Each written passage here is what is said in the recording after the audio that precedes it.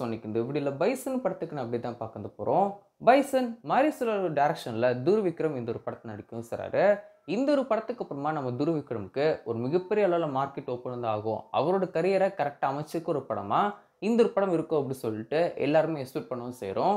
கண்டிப்பாக மாரிசுராஜோட படம் அப்படிங்கும்போது ஒரு கரெக்டான ஒரு படமாக இருக்கும். அவரோட கரியரை அமைச்சிருக்கிறதுக்கு ஒரு கரெக்டான ஒரு படமாக இருக்கும் அப்படின்னு சொல்லிட்டு நம்ம கண்டிப்பாக நம்பவும் செய்யலாம். ஏன்னா இதுவரைக்கும் துருவ் விக்ரம் நடிச்சு ரிலீஸ் ஆன எந்த ஒரு படங்களுமே அவருக்கு கரெக்டாக வந்து ஒரு பாக்ஸ் ஆஃபீஸ் கலெக்ஷனோ இல்லை பெருசாக வந்து அமையவும் செய்யலை. இந்த ஒரு படம் அதுக்கான ஒரு படமாக இருக்கும் அப்படின்னு சொல்லிட்டு நம்ம எக்ஸ்பெக்ட் பண்ணவும் செய்யலாம். இந்த ஒரு படத்தை பற்றி இப்போ என்ன ரிசல்ட் பார்த்தீங்கன்னா, இந்த ஒரு படத்துக்கான அஃபிஷியல் ரிலீஸ் டேட்டை டீம் அனௌன்ஸ்மெண்ட் பண்ணியிருக்காங்க. இந்த வருஷம் அக்டோபர் 17ஆம் தேதி இந்த ஒரு படத்தை ரிலீஸும் பண்ணுறாங்க. தீபாவளிஸ்டா இந்த ஒரு படத்தை தியேட்டர் ரிலீஸும் பண்ண போகிறோம் அப்படின்னு சொல்லிட்டு டீம் அஃபிஷியல் அனௌன்ஸ்மெண்ட் பண்ணியிருக்காங்க.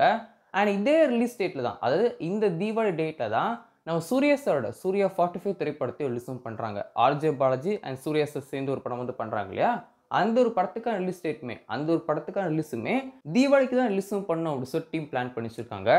ஸோ வெயிட் பண்ணலாம், சூர்யா 45 டீம் எப்போ அஃபிஷியல் அனௌன்ஸ் பண்ணுறாங்க அப்படின்னு சொல்லி வெயிட் பண்ணி பார்ப்போம்.